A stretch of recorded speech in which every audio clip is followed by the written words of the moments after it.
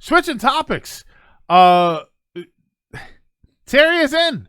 There was a Nintendo event. It was Sakurai basically live streamed. I'm expecting his Twitch channel to go live any day now.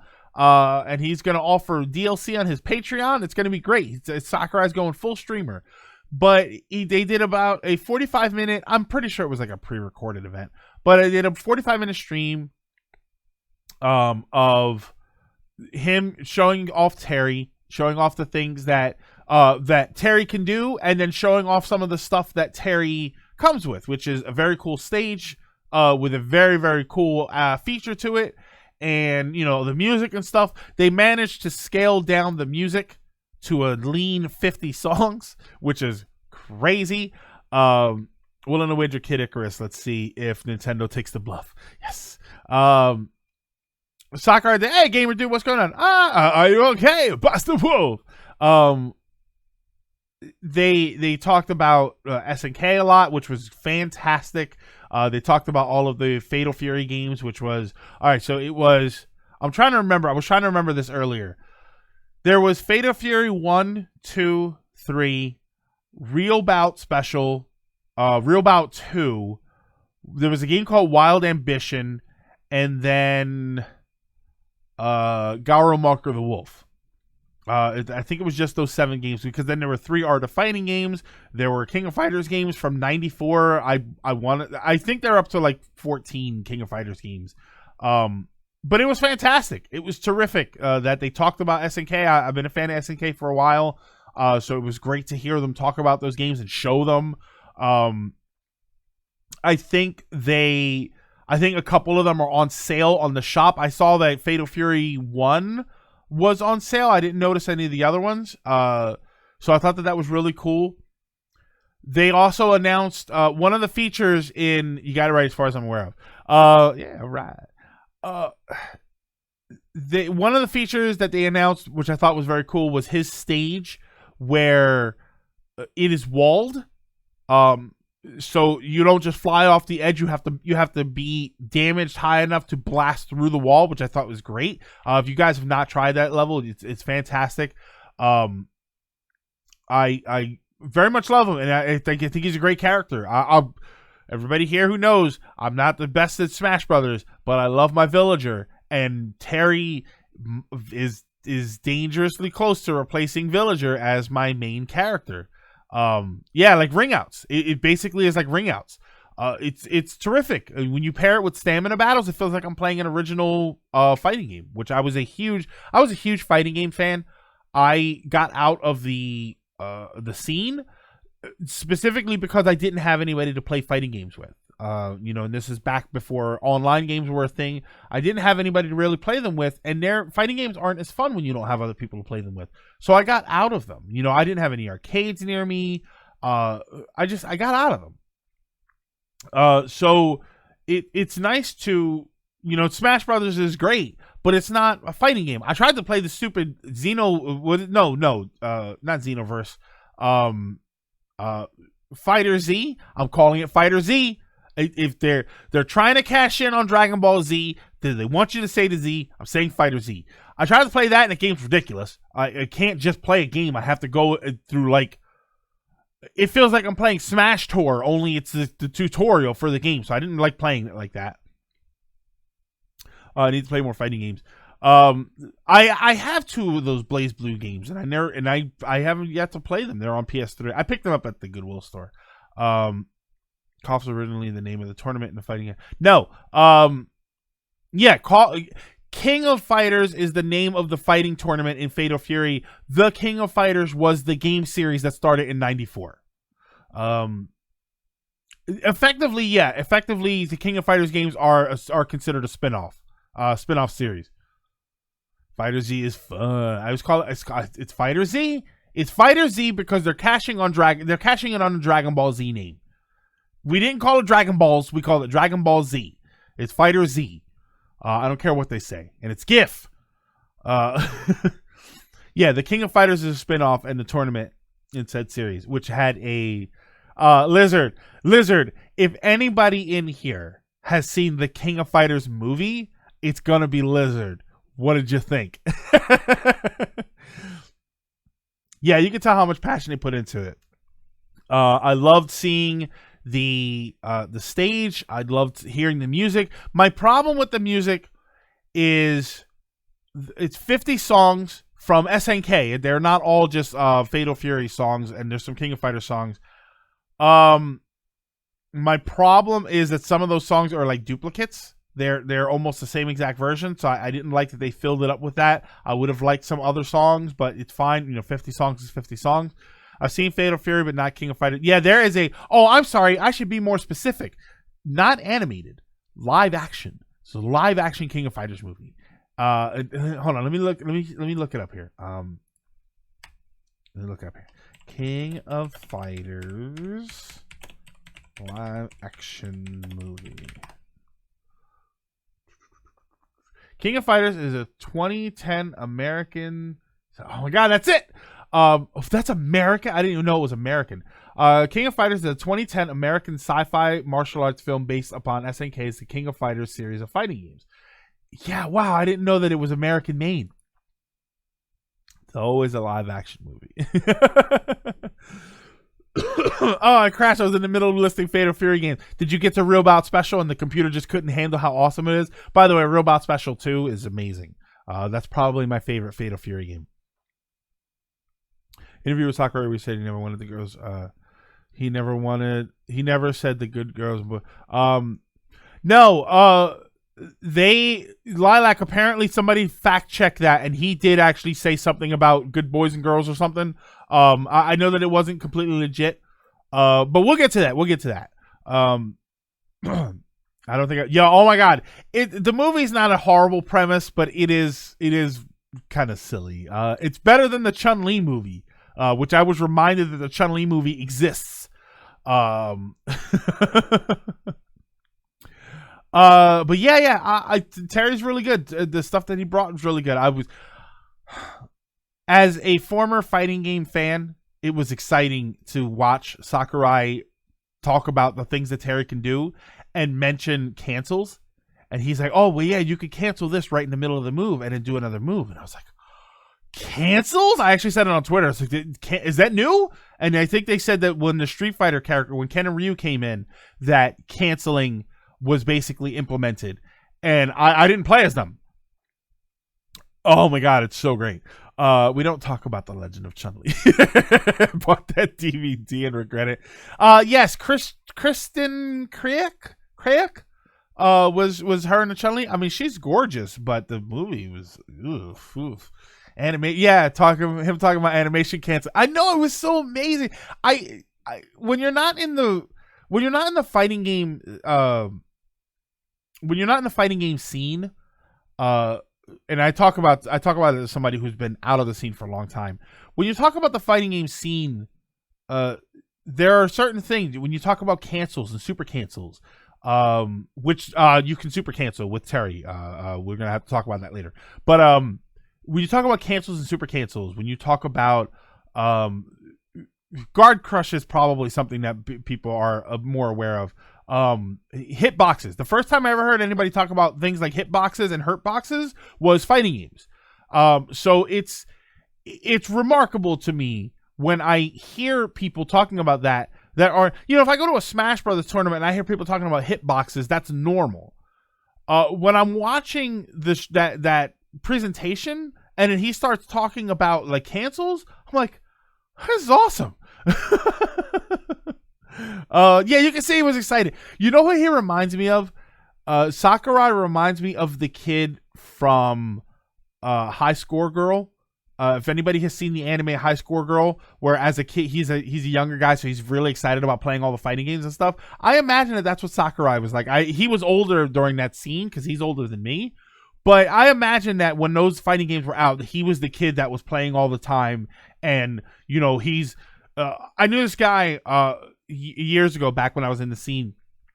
Rival Schools had first come in to the arcade. I worked at an arcade at the time. And Rival Schools had come in. And nobody was playing it because nobody knew about it. But we were the fighting game fans. We were the fighting game circle there. So a fighting game came in. We played it. So he's like, oh, I'm going to check this out. So he's trying it out. I come back a half an hour later. He's like, oh, dude, watch this. And he hits like a 5-hit combo, launches the guy, gets another 4 hits, and then cancels into a super. And it's like, this is who we were. So he was better than me, so he was able to find all of this stuff. But then once we knew it existed, this is when we started going into the game like that. Like, it was great. Oh my, I miss it. And that's why I like playing with Terry, because I miss that scene.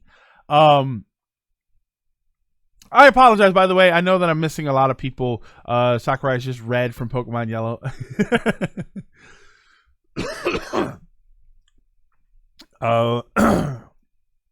What made it long was the classic. The classic mode made it long, but it was nice to see him. There was nothing better than him trash talking Pac-Man. I thought that was hilarious. Man, I missed the Neo Geo. Oh yeah. It was so good. It was so good to hear him talking about that. It's okay, at least for me. Yeah. So I'm sorry about that. I get, I ramble, and we got a lot of people here. But speaking of butts,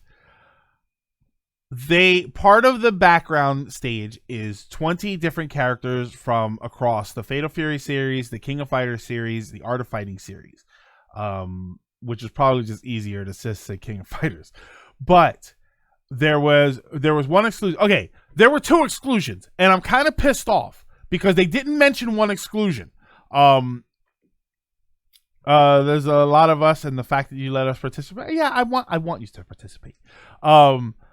There were 2 exclusions to those characters in the background. Obviously, there were a lot of exclusions. Nobody cares that Lucky Glauber didn't make it into the background of the King of Fighters stage, of the Terry stage. First of all, they skipped Robert Garcia, which I'm very, very upset about. And they didn't even mention that he is not there. So I'm kind of pissed off about that. But I'm gonna bring myself down. Nobody cares about Robert. Well, banned.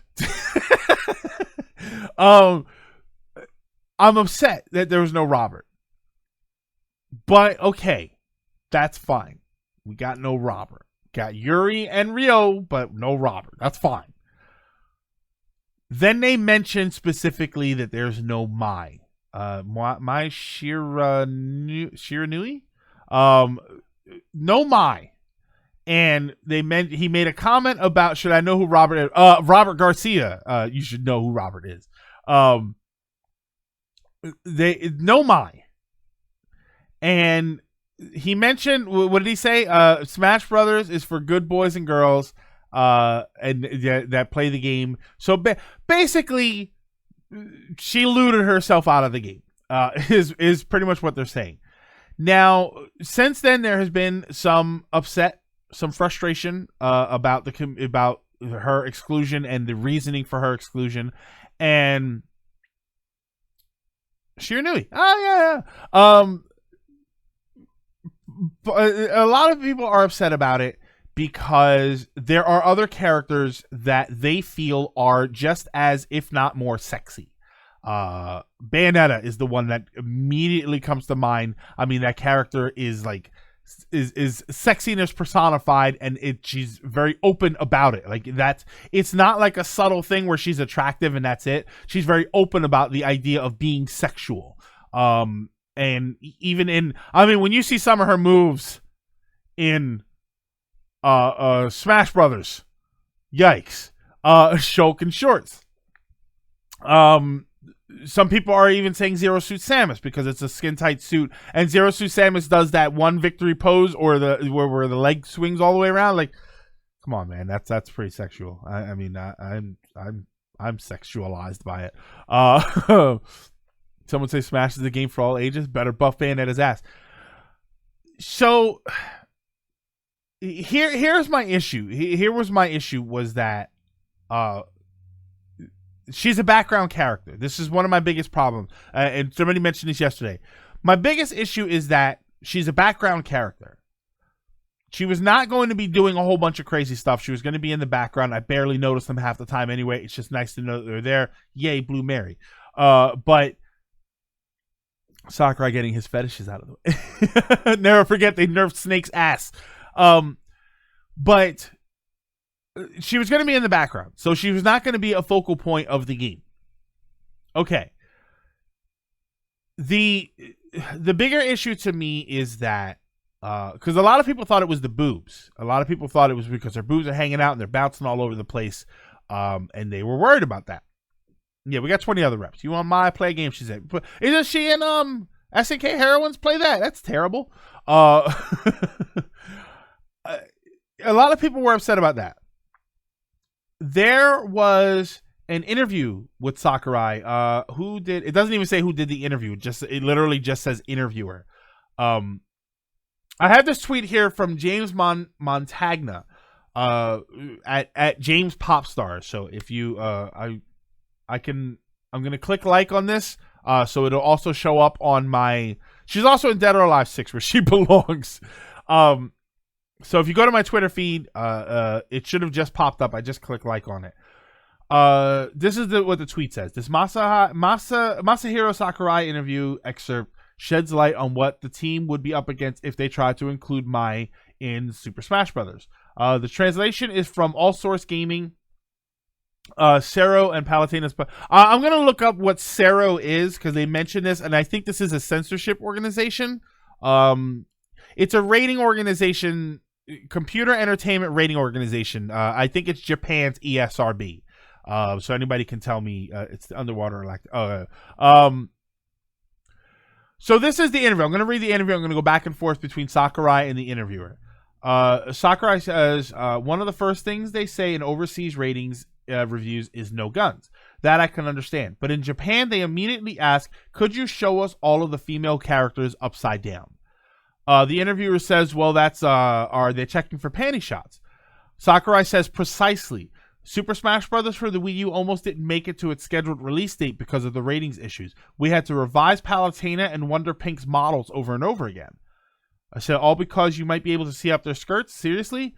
Sakurai says, we had Palutena wearing shorts and made the inside of Wonder Pink's skirt too dark to see anything. Nevertheless, Cero, which is their ESRB basically, told us the designs were sexually provocative. They were being ridiculous and quite frankly juvenile. So the interviewer says, some players take great sport in finding that sort of suggestive material even where it doesn't exist. They see what they want to see. In that sense, it seems like an exercise of futility for ratings boards to determine what is and isn't sexual. Sakurai says, underwear is just a piece of fabric. If you're more worried about something trivial like whether you can see some clothes than whether a game includes firearms, you clearly ought to get your priorities in order. The problem was not her boobs, which is the most obvious feature about her. Let's be honest. And they're bouncing all over the place, and they're fantastic. The problem is the underwear. It's underneath, because if you look at this picture here that I have for the topic, the part that's like from the belt down in the front is like a covering. It's a draping covering. What she's wearing underneath is effectively like a swimsuit bottom. That's what they have a problem with. The issue is, again, she's not an active character. She's not going to be moving around. I understand the hesitation of a software rating system when you tell me that your female characters and even your male characters are wearing effectively thong underwear and they're going to be doing upside down flips. How Chun-Li got cleared in Street Fighter 2 is beyond me, and it's actually not beyond me because I think that game came out before the entertainment software rating system and probably before Cero. Other than something like Dead or Alive, that would never happen nowadays. Even though Ultimate Crystal is wearing basically... you know what, Chaos? I know it's going to sound crazy. The fact that it's an anthropomorphic character, I think it gets them by on that. I think because it doesn't look like a person. It looks like a person in a fursuit. And I think that gets them by on that sort of thing. Yeah, 92, I believe. So, yes. Game actually does have a pretty flexible camera, but I think that kind of rating concern is pretty silly. Um, my it's long before Sarah. Yeah, Sarah started in 2002. Well, we had the Entertainment Software Ratings Board over here. They started in '94, I think. Mortal Kombat was a hard trigger for the ESRB. Peach's undies are visible in both Brawl and Melee, and they came out. Yeah, I wonder if that's just something that they weren't looking for back then. So the censors are first. Good to know. Hey, however it works.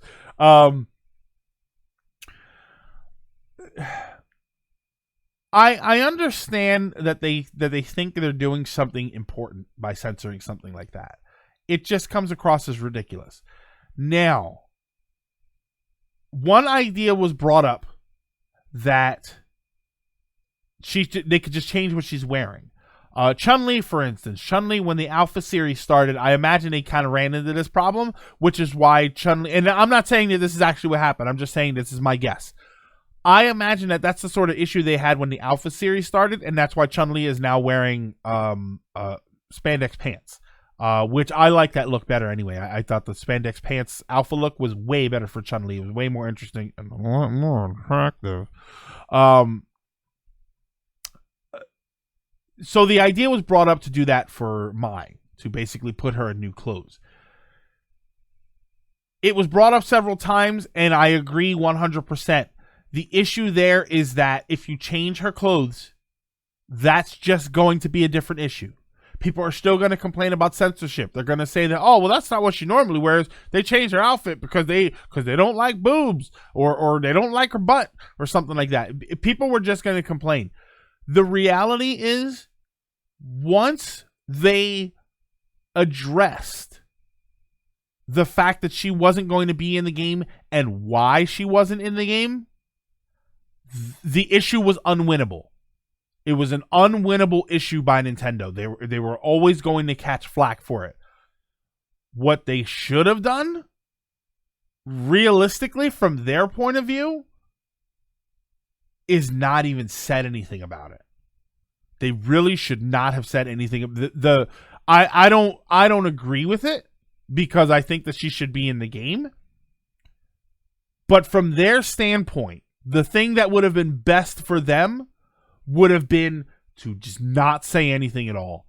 Because then people would have said, oh, no, Mai. Oh, well, that's exactly what people would have said. Oh, Mai's not in it. Well, I guess they couldn't put everybody. And some people would have said they probably didn't put her in because of the way she's dressed. And then other people would have said, no, but Bayonetta. And everybody would have said yes. And the issue would have died down on its own. The fact that you said it now made it an issue. And now it's unwinnable because if you put her in the game, they don't get what they want. Sarah gets all pissed off. If you put her in the game, but you change her clothes, the fans are still going to be upset, even though she probably had a pretty cool design. If Rouge the Bat was made into a fighter in Smash Brothers, how rampant would I don't know that Chaos. I don't know that they would get really upset. I don't think they would get super upset because she's clearly an anthropomorphic character that is an animal. Is Banjo even wearing pants? Duck Hunt Dog isn't wearing pants. They don't care because they're animals. Yeah, I still think people would have complained. But Neon, I think that if they had not said anything, I think people would have... I think the ultimate reasoning would have been, well, I guess they just couldn't put everybody. The fact that they said it specifically and said why they did it is where this issue is coming from. Sonic is blue streaking about the whole game. Blue streak speeds by hedgehog with no pants. Yeah, you're right. I see a couple people are saying that he likes the characters. He's so passionate about them. He had to say something. Yeah, Mai is really iconic outside of Fatal Fury. Mai is very, very well known for her character herself and for physically the way she looks. I mean, that's one thing. It's always weird to start saying stuff like that. Like, she's famous for her boobs, but she's famous for her boobs. Like, she's famous for her outfit. Like, it was. I think Mai might be one of the earliest sexually suggestive characters. And that's the thing. She's not actually being sexually suggestive. She's just dressed in a very skimpy outfit. You know, I mean, Miss Pac-Man's naked except for the bow, but nobody cares. Mine was probably one of the first times that people were like, hey, video game character. You know, we're not counting Custer's Revenge. She's a minor character in the series, all things considered, but fans love her. She's fun to play in King of Fighters 13. I used to like her in 98. She was great. I played with everybody in 98, though. You could say the same about Rouge the Bat, but she's in there as well. Yeah. There's a reason me and my friends call her Boobs McGee. Nobody says that Chun-Li is known for her boobs. Chun-Li is known for her thighs, especially since when she started, she was wearing the stocking, the pantyhose with the line in them. That drove people crazy. I mean, hey, take off the bow. Are you sure it's even Miss Pac-Man at this point? I think part 2 is Sakurai could not say anything, and they might have suggested putting bandages or shorts on her. Yeah, maybe. So you're saying maybe they suggested it, and Sakurai was like, "No, she's either Mai or she's not there." Just remember, thick thighs save lives. The thing I disagree with, the people who think Mai getting a different outfit is censoring. For me, it's like seeing and Aqua. That's sort of my thing. Like, I would have been fine with a different outfit because she wears different outfits, right? Don't they all wear? You know, Chun-Li has different outfits. I don't really think it's a problem. I would have been fine with it. I would have just been happy to see the character. I don't understand why the West has such a problem.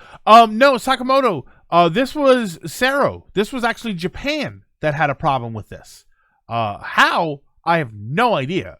But this was Japan because he mentioned Sero, which is their software rating system. This was over there. Is Miss Pac-Man just drag Pac-Man? I don't know. Some complaints about Juri from Street Fighter because of her attire. I know we had the whole problem with. I don't remember the R. Mika problem. We had the Dead or Alive issue over here. It cracks me up because it's all about perception. It's all about how widespread the thing is, because we had issues with Dead or Alive games, and the cover. This is the second time I mentioned it this episode. The game called Code of Princess. Look at the cover for Code of Princess. I'm gonna look at it right now for research purposes. Code of Princess. Yeah, is this the one that I'm thinking of? Yeah, there's character art for the characters in Code of Princess. If the game was more popular, it never would have happened. In Japan, usually they're more open-minded. And I think, though, a lot of other games that have martial arts female characters and skirts tend to have shorts or bandages underneath to bypass the panty issue. Yeah, I don't understand why that was so difficult to do, but whatever. People always get real mad whenever a fighting game like Tokyo Mirage Session loses pre-orders because the Switch release is going to be Western. Yeah, you're right. You're absolutely right. Once they censor it a little bit, people get upset about it. Great. Use incognito mode. When you turn on incognito mode, it just goes right to Pornhub. So here's a crazy idea. Why don't you put a mode in the game that censors that's a technical issue. Real edgy. I think that's just an issue of, well, now the programmers have to program a whole new thing into the game. And I don't think that it's worth the trouble for them to do that. Shiranui Ryu form of ninjutsu, which where women wear very little clothing. I mean, that's just, it's backstory to explain that. You should send me some of those research images. It's called Code of Princess. There was a level in a Kirby game where you in the shape of a naked woman. Okay. Yeah, Sir Piggy, I think that's the ultimate. I think that's the ultimate thing. I think that ultimately they decided, you know what? let's just get her out of there. It's too much trouble to figure out a workaround. We're having too much trouble arguing with Sarah over this. We have 20 other characters in the game as little background characters. There are plenty of nods. He's a great character. Terry's a great character on his own. There was really no reason for her to be there, so they could have just said, let's just remove her. I personally think they should have not said anything. Recruit of Apollo, thank you so much for the biddies. I'm gonna head out. It was nice tuning in for a while. See you, Greg, in chat. Thank you, Recruit of Apollo. Very much appreciate that. Is that 330 bits? I saw that there's a plus 30 there, so I wasn't sure what that was. Anyone who pulls the hole, if you're more concerned for loot, you need to get your priorities. Talk's a good game. Let's take it. Yeah. But just leave her with the Metal Slug character. Yeah, that also got no mention. They didn't mention Metal Slug, but there's like 10 Metal Slug songs in the Smash Brothers. But we're gonna jump topics to something that I don't know how it's gonna go, so we'll see what happens. But